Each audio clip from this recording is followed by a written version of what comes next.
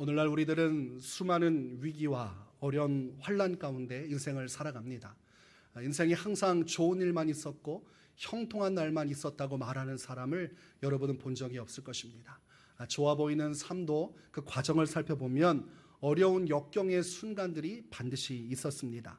우리는 인생을 살면서 내 의지와 상관없이 수많은 어려움을 겪으며 여기까지 살아왔습니다. 성경 말씀을 보면 아무리 의로운 사람이라도 인생 가운데는 파도가 치고 여러 가지 폭우가 쏟아지는 것과 같은 위기가 찾아왔습니다. 다윗도 정말로 주님을 사랑하고 주의 말씀을 따라 살아갔던 사람이었지만 그의 의지와 상관없는 어려운 일들이 찾아오곤 했습니다. 사울 왕에게 미움을 당할 이유가 없었지만 그의 마음에 미움을 받아서 10여 년 이상 죄인처럼 쫓겨다니는 삶을 살 수밖에 없었습니다.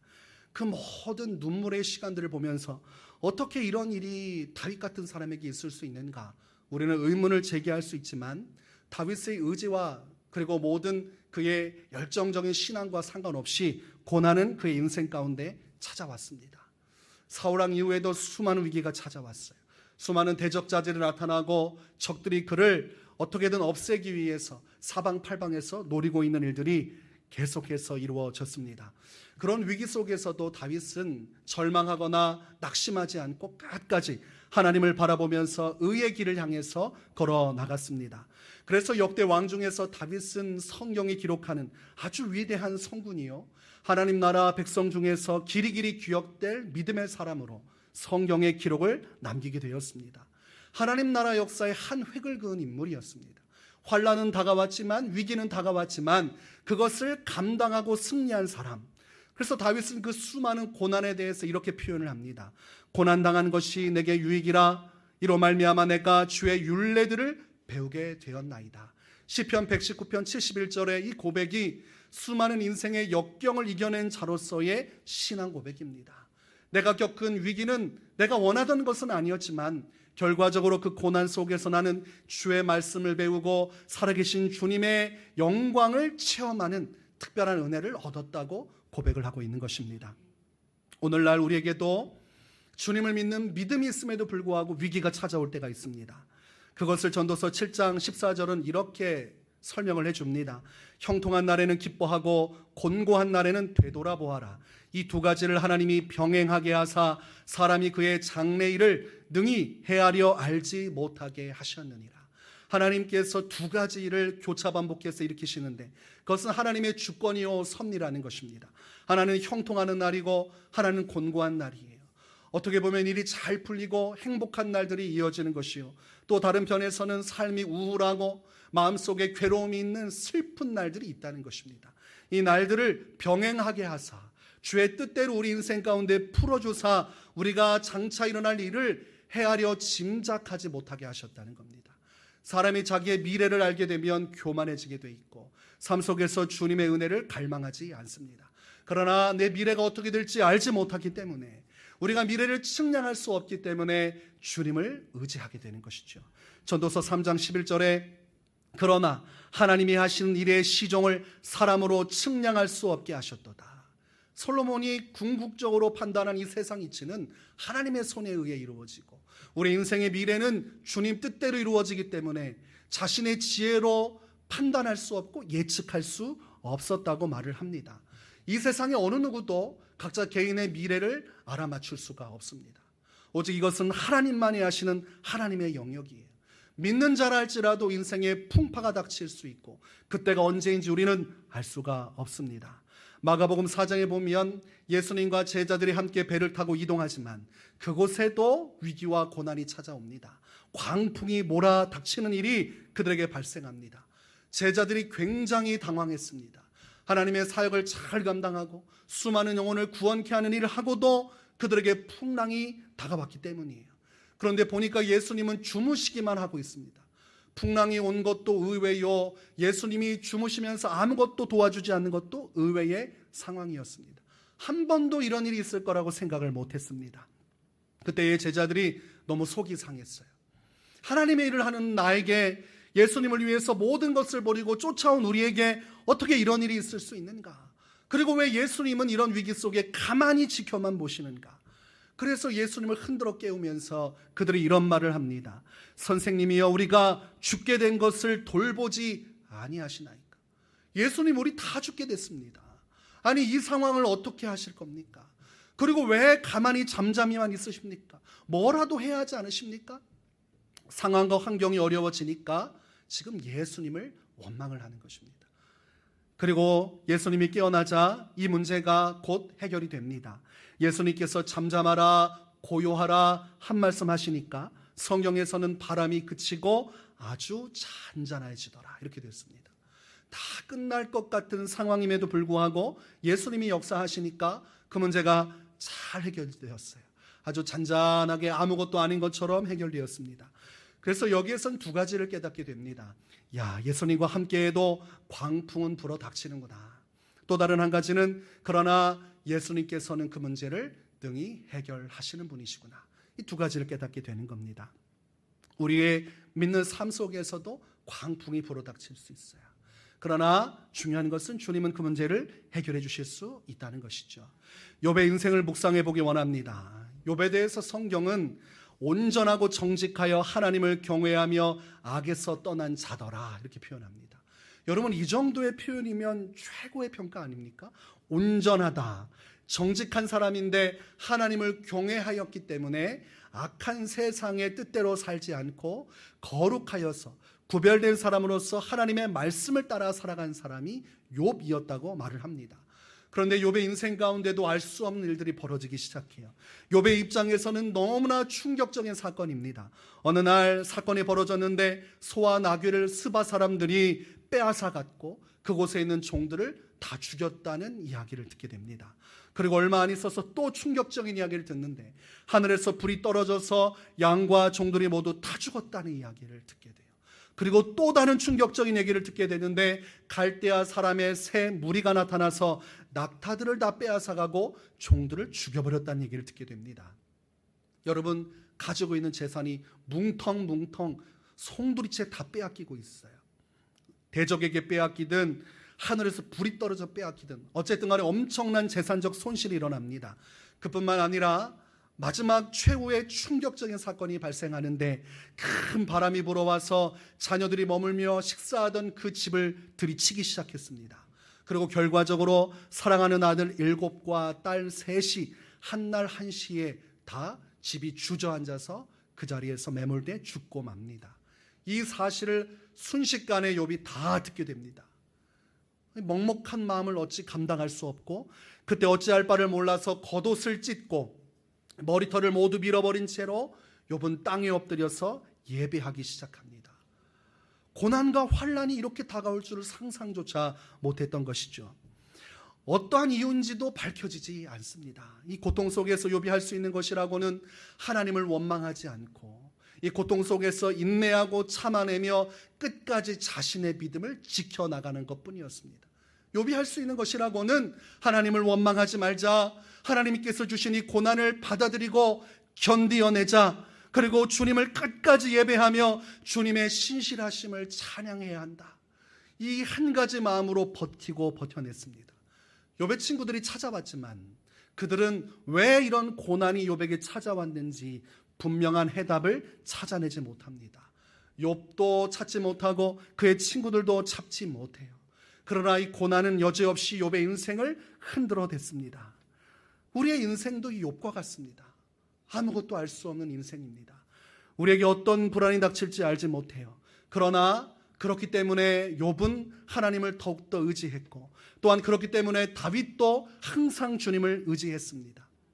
시편 42편 5절에 내 영혼아 내가 어찌하여 낙심하며 어찌하여 내 속에서 불안해하는가. 너는 하나님께 소망을 두라. 그가 나타나 도우심으로 말미암아 내가 여전히 찬송하리로다. 언제 위기가 닥칠지 어떤 일이 벌어질지 알지 못하기 때문에 사람은 이성적으로 영적으로 불안감을 느끼게 돼 있습니다. 그것은 우리가 어찌할 수 없는 미래, 하나님께서 그렇게 창조하신 결과에 대한 사람의 이해가 닿을 때 그렇게 될 수밖에 없는 거예요. 내 손을 벗어난 내 인생의 결과 어떻게 될지 모른다는 그 미래를 바라볼 때 사람은 두려움을 갖게 되어 있습니다. 그러나 인생은 두 가지예요. 그 두려움을 무시하고 내 멋대로 죄악으로 가는 사람이 있는가 반면 그 두려움 속에서 더욱더 주님을 의지하는 사람들이 있습니다. 그것이 욥이었고 다윗이었어요. 고난은 내가 어찌 피할 수 없고 이 고난의 이유도 나는 알 수 없지만 그럼에도 불구하고 하나님만을 바라보며 소망을 가지고 견뎠던 사람이 욥과 다윗이었습니다. 그래서 그들은 끝내 하나님의 복을 누리게 된 사람들이에요. 어떠한 위기 속에서도 어떠한 고난 속에서도 이해되어지지 않고 설명되어지지 않는 상황 속에서도 하나님 앞에 내가 마땅해야 할 신앙의 고백을 멈추지 않았기에 성경은 그들을 믿음의 사람이다, 의인이다 이렇게 설명을 하고 욥은 이후에 알 수 없는 인생의 고난이 지나가고 2배 이상의 복을 받아 누리게 됩니다. 다윗은 모든 위기를 극복하고 이스라엘의 위대한 왕으로서 하나님께서 기뻐하시는 그 마음에 합한 자라는 칭호를 받게 됩니다. 오늘날 우리에게도 고난이 다가와요. 그 모든 이유를 알 수는 없습니다. 그러나 우리가 오늘 본문 말씀을 통해서 알 수 있는 딱 한 가지 케이스가 있습니다. 그것은 하나님 앞에서 우리가 죄를 지었을 때 다가오는 어려움과 고난이 있다는 사실입니다. 우리는 모든 걸 다 알지 못해요. 그러나 우리가 짐작할 수 있는 한 가지 힌트는 혹여라도 내 죄가 하나님과 나의 관계를 막아서고 있고 혹여라도 내 죄로 인해서 이 환난과 고난이 오는 것은 아닐까, 우리는 이 한 가지의 의문은 제시할 수 있는 것입니다. 그리고 이것을 통해서 환난이 멈추어지고 고난이 사라지는 기회를 얻을 수도 있는 것입니다. 죄로 인해서 환난이 온다면 죄를 회개할 때 그 환난은 곧 사라지게 되고 사그라지게 되어 있는 것이죠. 다윗의 인생 가운데는 알 수 없는 많은 어려움이 있었어요. 우리가 그것을 다 이해하고 있습니다. 사울 왕에게 쫓길 때도 그는 잘못한 것이 하나도 없었어요. 골리앗과의 전쟁에서도 믿음으로 승리했고 끝까지 한결처럼 초심을 가지고 살아갔습니다. 그러나 그런 다윗에게도 죄악의 어두움이 그리워지던 때가 있었습니다. 그것은 곧 여자 문제였습니다. 그는 이웃집 여자를 탐하게 되었고 그때 큰 죄악을 범하게 됩니다. 하나님의 10계명 중에 10번째 계명인 내 이웃의 집을 탐내지 말라. 내 이웃의 아내나 그의 남종이나 그의 여종이나 그의 소나 그의 나귀나 물은 내 이웃의 소유를 탐내지 말라는 이 말씀을 다윗이 정면으로 어기는 사건이 발생하게 됩니다. 순탄하던 그의 인생이 이 죄로 인해서 꼬여가기 시작하고 그의 인생 가운데 하나님의 높은 심판의 손길이 임하기 시작합니다. 한 번도 죄악으로 인한 심판을 하나님 앞에서 받은 적이 없던 다윗이 당황하게 되었어요. 항상 이유 없는 고난 속에서 주님을 의지하며 그 모든 걸 극복하고 왕으로서의 권세를 얻었는데 이제는 이 죄 문제로 인해서 하나님의 고난이 그에게 임하기 시작할 때 다윗은 당황하기 시작했습니다. 이 죄로 인해서 나가는 고난은 그 인생 가운데 이토록 큰 고난은 처음이었기 때문입니다. 그가 얼마나 악한 일을 했습니까? 밧세바라는 유부녀를 얻기 위해서 그의 남편 우리아를 전쟁의 최전선으로 보냅니다. 그리고 그 최전선에서 적에게 죽임을 당하도록 계략을 씁니다. 그리고 남편을 잃은 과부가 되자 시일이 지나서 그 밧세바를 자신의 아내로 맞아들이는 죄를 저지릅니다. 이미 간통의 죄를 저질렀고 그 이후에 이 밧세바를 얻기 위해서 살인을 행하는 것이죠. 이것은 표면에 드러나지 않아요. 아무도 알 수 없는 겁니다. 다윗과 밧세바만 아는 것이고 그 모략은 요압 장군만 아는 것이에요. 요압 장군이 다윗의 말에 순종하여서 그 사람을 가장 죽기 좋은 자리로 배치했기 때문에 이 3명만 입을 다물면 아무도 알 수 없는 일이었습니다. 그렇게 지나가면 다윗은 앞으로도 형통하면서 이스라엘의 왕으로서 영광도 누리고 자기가 원하는 여인도 취하면서 마음껏 인생을 즐길 수 있는 상황이었습니다. 그때에 다윗이 방심하고 있던 그때 나단 선지자가 등장합니다. 그리고 나단 선지자가 갑자기 이야기를 꺼내기 시작해요. 그 이야기를 다윗에게 전하는데 다윗은 그 이야기가 자신을 향한 이야기인 줄을 모르고 듣게 됩니다. 나단이 이런 말을 합니다. 한 성읍에 2 사람이 살았는데 한 사람은 부하였고 한 사람은 가난하였습니다. 이 부한 사람은 소와 나귀가 심히 양이 많았는데 그런데 가난한 사람한테는 암양 새끼 1마리밖에 없었습니다. 그런데 왕이여, 아무것도 없이 이 어린 암양 새끼 하나만 가지고 있던 그 가난한 사람은 이 암양 새끼를 자신의 딸처럼 여겼습니다. 그런데 어느 날 이 부자가 가난한 사람이 가지고 있던 양 새끼를 잡아다가 다른 이들을 위해서 잡아 죽이는 일이 발생했습니다 라고 이야기를 하니까 다윗이 흥분을 하기 시작해요. 그런 천인공노할 사람이 있다니, 이것은 반드시 4배로 보상을 해야 한다, 절대로 그 사람은 불쌍히 여김을 받아서는 안 된다 라고 화를 버럭 냅니다. 그때 나단 선지자가 다윗을 바라보면서 이렇게 말을 합니다.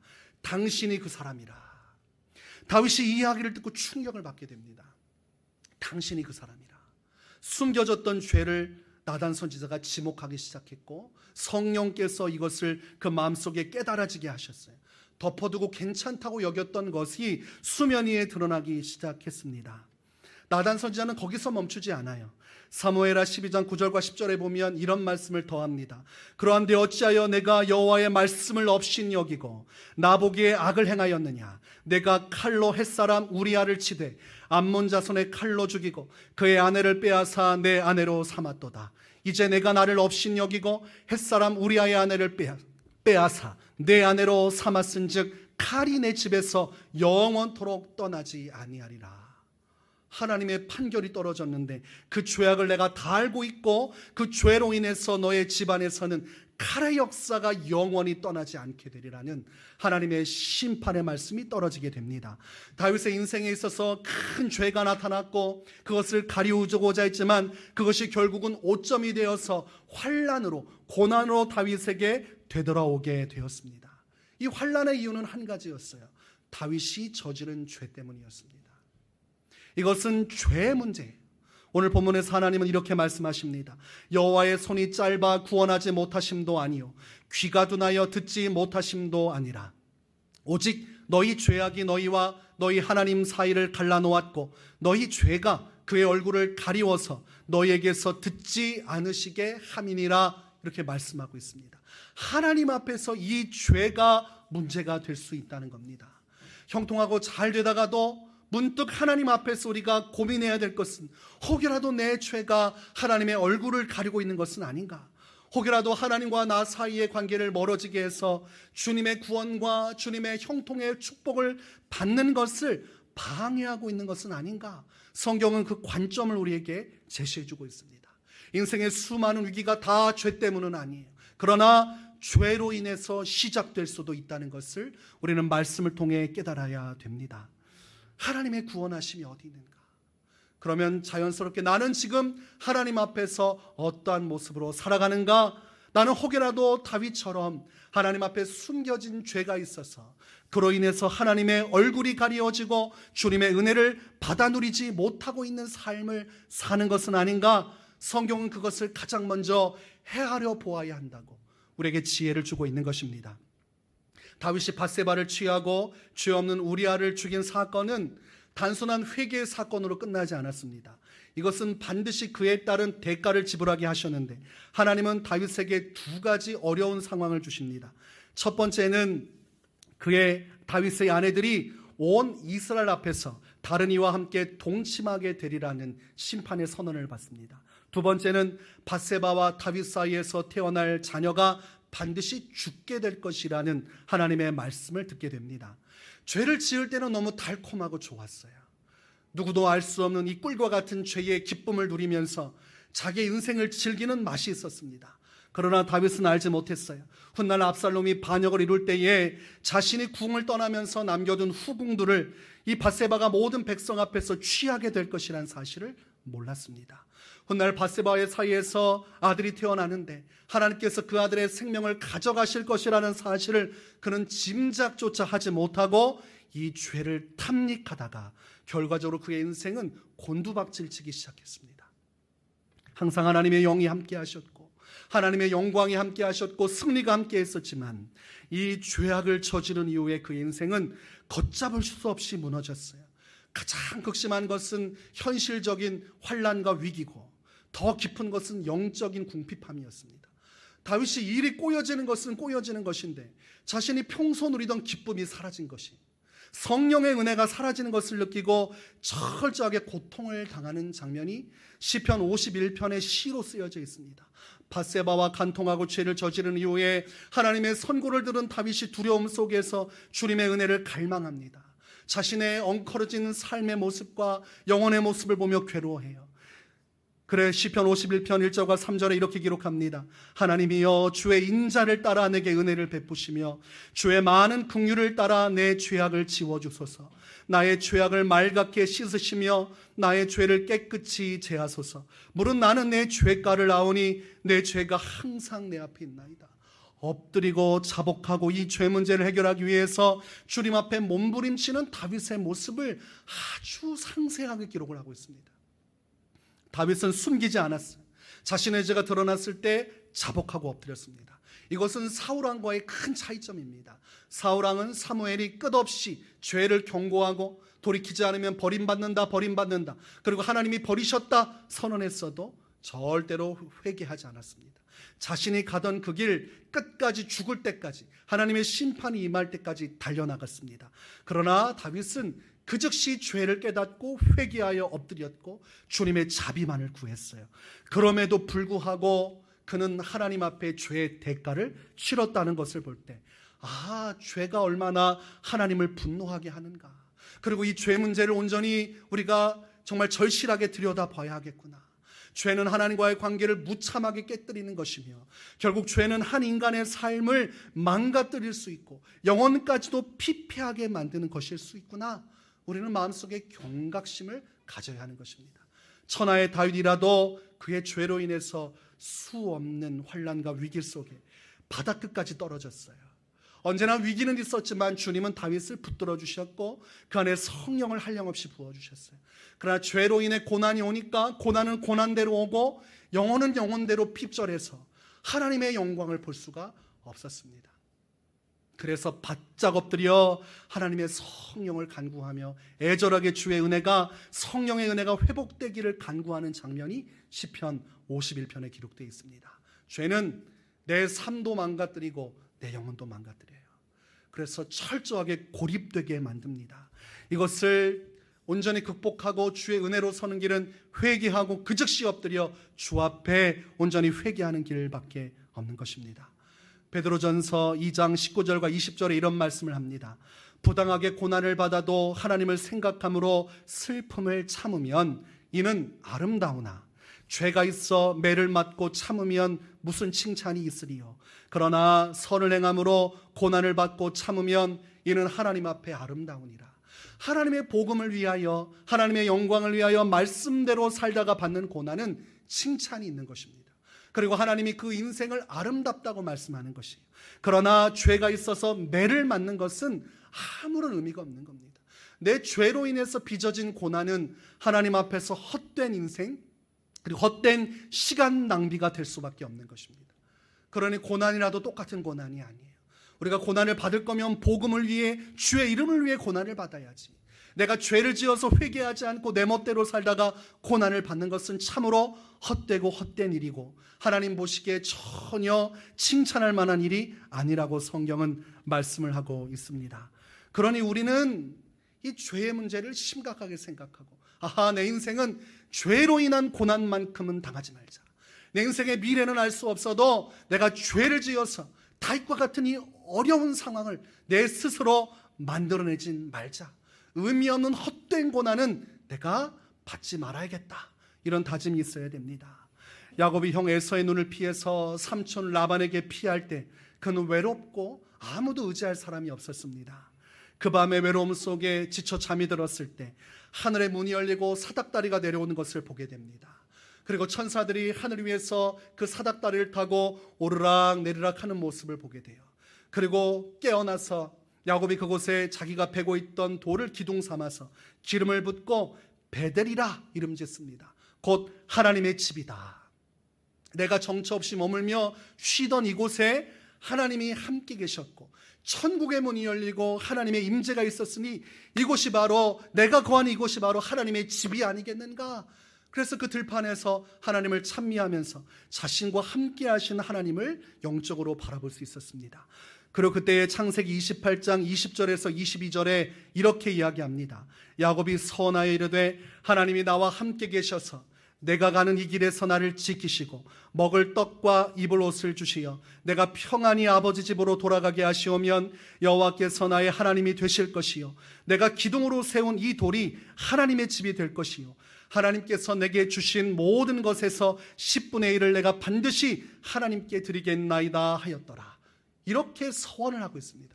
다시 하나님의 은혜를 붙들면서 하나님, 제가 가는 이 길 끝에 제가 무사히 다시 돌아오게 해주시면 하나님 앞에 제가 서원하기를 이곳이 하나님의 집임을 깨닫고 이곳으로 돌아와 내 10분의 1을 하나님께 드리겠습니다. 하나님의 은혜를 기억하여 주님께 모든 영광을 올려드릴 테니 앞으로 나의 갈 길을 지켜주십시오.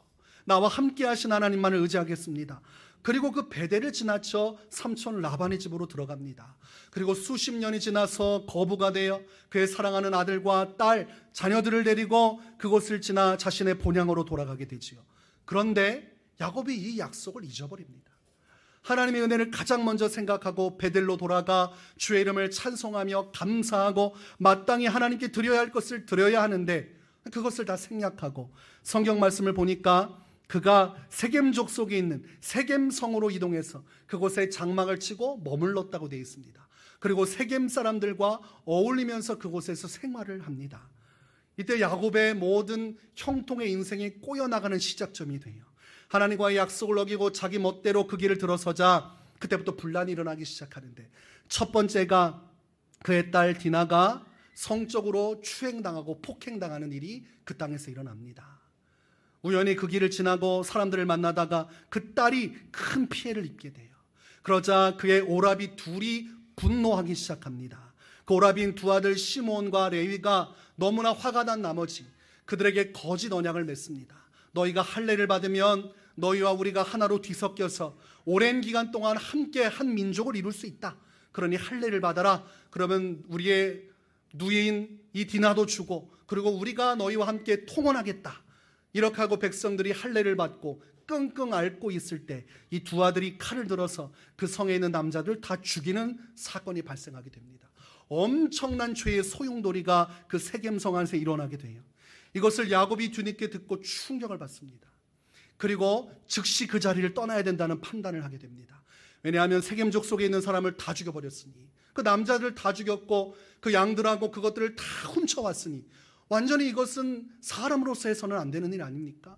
가나안 지역의 족속들이 연합해서 자신들을 추격해서 도륙할 것이 뻔하기 때문에 그때 탈출을 감행하는데 그때 야곱의 마음속에 퍼뜩하고 떠오르는 것이 베델의 하나님이었어요.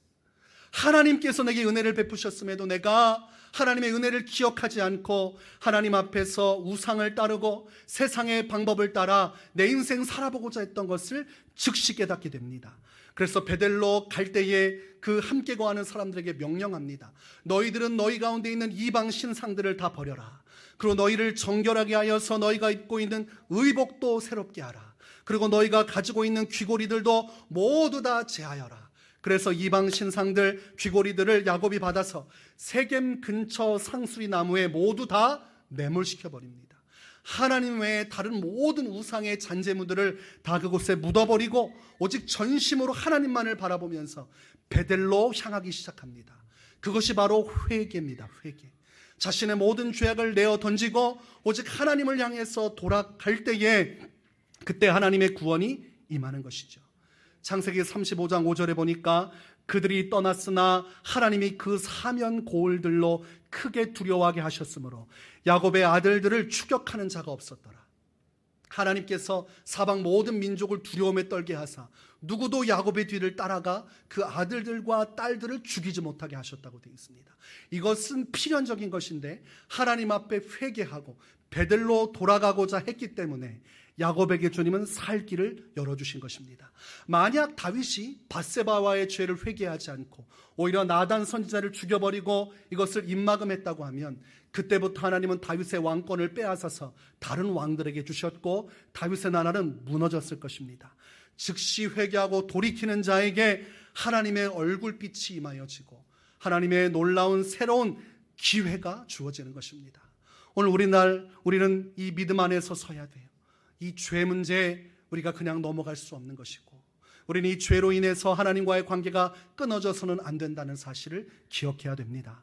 욥기 5장 17절에 볼지어다 하나님께 징계받는 자에게는 복이 있나니 그런즉 너는 전능자의 징계를 없이 여기지 말지니라. 성경은 오히려 우리가 죄로 인해서 징계받을 때 그것이 복이라고 말을 합니다. 하나님이 새로운 기회를 주시고자 우리를 징계하신다는 것입니다. 다시 한번 일어날 기회를 주시고자 징계가 찾아오는 것이죠. 히브리서 12장 6절에 주께서 그 사랑하시는 자를 징계하시고 그가 받아들이시는 아들마다 채찍질하심이라 하였으니, 하나님이 받아주신 아들들, 하나님께서 사랑하시는 자에게는 죄를 저지를 때 마땅한 징계가 쏟아진다고 성경은 말씀합니다. 그럼 오늘날 우리가 예수님의 십자가 은혜로 구속받았고 하나님의 백성이 되었고 주님과 함께 동행하는 삶을 살아요. 우리가 예수 안에서, 성령 안에서 기쁨을 누리고 할렐루야 살아갑니다. 그러나 우리가 다윗처럼 죄를 탐닉하고 하나님을 벗어난 순간 우리에게도 하나님의 징계, 그로 인한 환난과 고난의 때가 올 수도 있다는 사실을 우리는 영적으로 항상 생각하고 있어야 됩니다. 그래서 우리가 항상 주께로 돌아가는 것이 가장 처음이에요. 나의 신앙의 길이 어떠한지를 먼저 살펴야 돼요. 고난이 오고 있다면, 알 수 없는 고난이 찾아온다면 우리는 모든 이유를 알 수 없고 끝까지 알 수 없을지도 모르겠지만 가장 먼저 주님과의 나의 관계, 이 죄 문제를 해결하고자 하는 노력이 가장 지혜로운 첫 번째 단추라고 할 수 있습니다. 그것만은 확실한 우리가 알 수 있는 유일한 이 고난 속에 할 수 있는 길이기 때문입니다. 이사야 55장 7절에 악인은 그의 길을, 불의한 자는 그의 생각을 버리고 여호와께로 돌아오라. 그리하면 그가 긍휼히 여기시리라. 우리 하나님께로 돌아오라. 그가 너그럽게 용서하시리라. 이렇게 말씀합니다. 앞으로도 우리 인생 가운데 알 수 없는 어려운 일들이 다가올 것입니다. 하나님의 교회가 사명을 위해 나아갈 때, 개인이 주님의 사명을 향해 나갈 때 수많은 고난과 환난을 받을 거예요. 우리가 수요일마다 말씀을 강의하고 듣고 있는 사도행전 말씀 속에 사도 바울이 복음을 전하다가 돌에 맞아서 거의 죽을 지경이 되었습니다. 그러고 나서도 되돌아온 교회들을 돌보면서 사도 바울이 한 말이, 앞으로 너희가 예수를 믿겠지만 많은 환난이 너희에게 있을 수 있다는 경고를 합니다. 이것이 우리의 신앙의 정체성이에요. 앞으로도 예수를 위해 우리는 많은 고난과 어려움 속에 다가설 수 있습니다. 그러나 우리가 한 가지 명심해야 될 것은 죄로 인한 고난은 있어서는 안 된다는 것이에요. 하나님과의 관계는 절대로 끊어져서는 안 되는 것입니다. 고난이 와도 주님과 함께 그걸 돌파할 때 그 순간은 나의 은혜가 되고 추억이 되고 주님 보시기에 아름답지만, 주님 앞에 죄를 지어 그 관계가 끊어지고 추락하는 고난은 아무런 의미가 없기 때문입니다. 요한복음 7장 37절에 누구든지 목마르거든 내게로 와서 마시라고 예수님은 선언하셨습니다. 우리의 죄를 모두 벗어버리고 얼매기 쉬운 죄를 다 끊어내고 오직 우리가 우리를 부르시는 예수님께로 가까이 나아갈 때 우리 인생의 어떤 고난도 이겨낼 수 있는 새 능력과 새 힘을 예수님은 날마다 부어주실 것입니다. 그런 축복된 인생이 되시기를 주의 이름으로 축원합니다.